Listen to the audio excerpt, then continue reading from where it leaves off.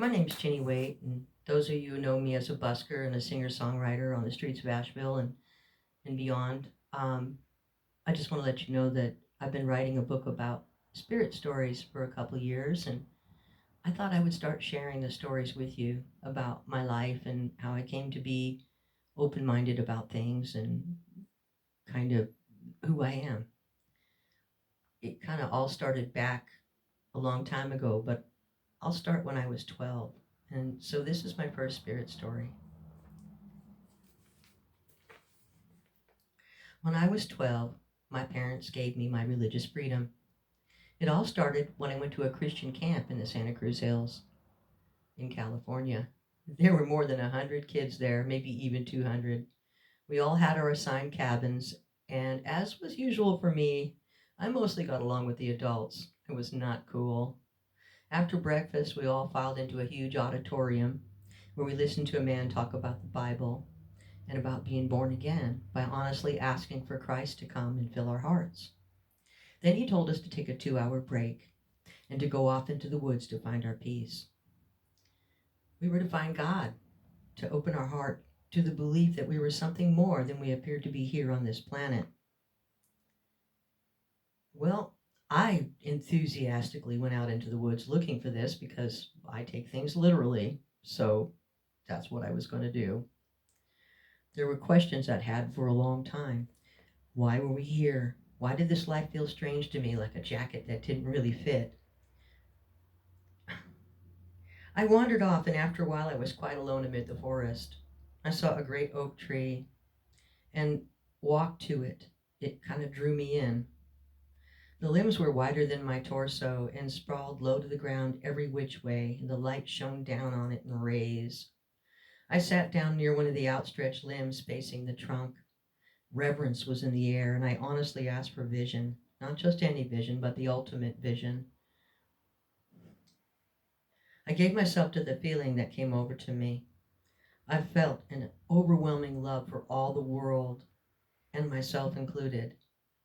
As tears were running down my face, I told Spirit that I believed and I wanted to give my life to Spirit, and I wanted to do whatever it was that I could do to help the world and help the people in it, that I was willing to give my heart for this, give my soul for this.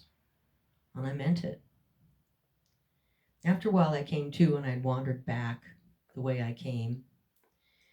And I was surprised to see that there were little groups of people in the woods around me, and there were couples kissing and making out. There were people smoking cigarettes and doing all kinds of things I couldn't even explain, being a little naive.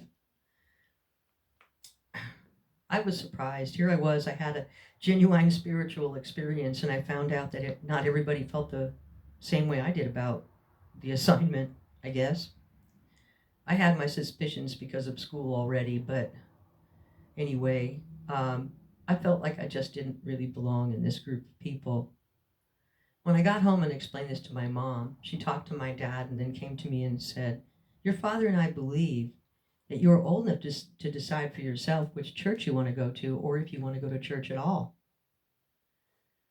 So I listened to the Spirit inside of me, and I decided that I wanted Spirit to teach me. I wanted direct lessons from Spirit. That's what I'd asked for in the woods, so I could become a better person. So I began writing songs instead of the poetry I was used to writing and putting them together with chords on the guitar. My creative side surged ahead, and I truly became passionate about my art and all things creative. I did not become a better person overnight. I hope I have become a better person since then, but I began to listen more, and I learned about pain through the pain I felt. None of these things were done to me.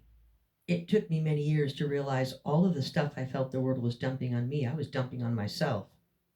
But each time I fell, I saw the ladder of words that helped me climb the tree of my heart. Always I feel I can't get any more grateful, but I always am.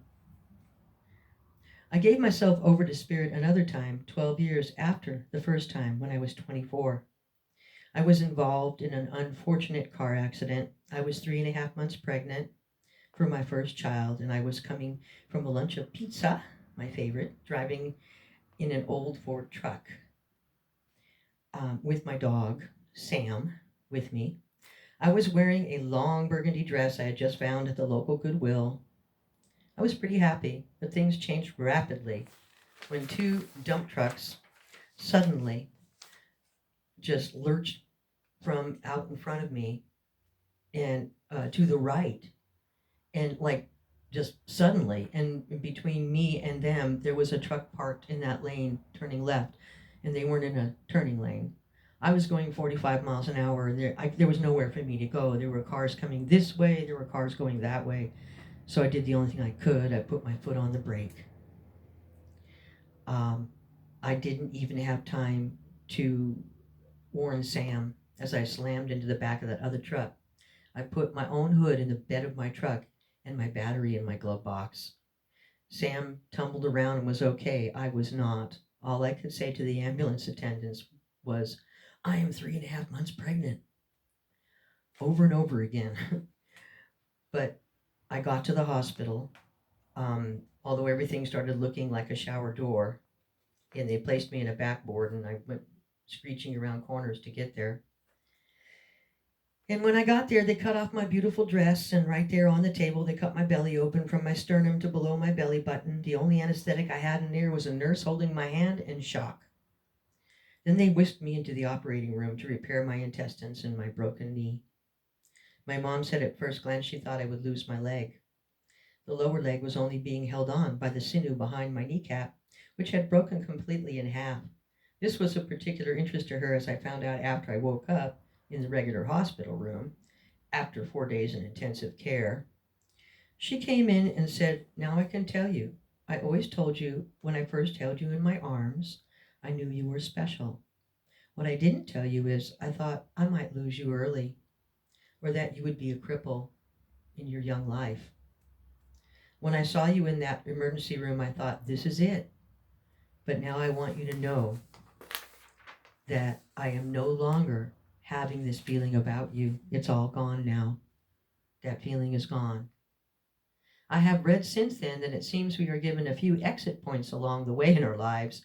These are points when we have achieved a good deal of stuff and we can leave here if we want to, having achieved at least that much. When we stay for another stretch, we are taking another breath and plunging ahead with our plans, so to speak. The next morning, as the sun was rising, I struggled out of my bed and hobbled down to the common area with my line of juice in my arm, trailing alongside me. I cried as I saw the red gold light from the dawn, and I was filled with gratitude to be alive and still pregnant with my first child. I told Spirit, Creator, who is everything and everywhere, I am so grateful for this life. I know this life belongs to you and us, and I want to do something that will help to be useful here.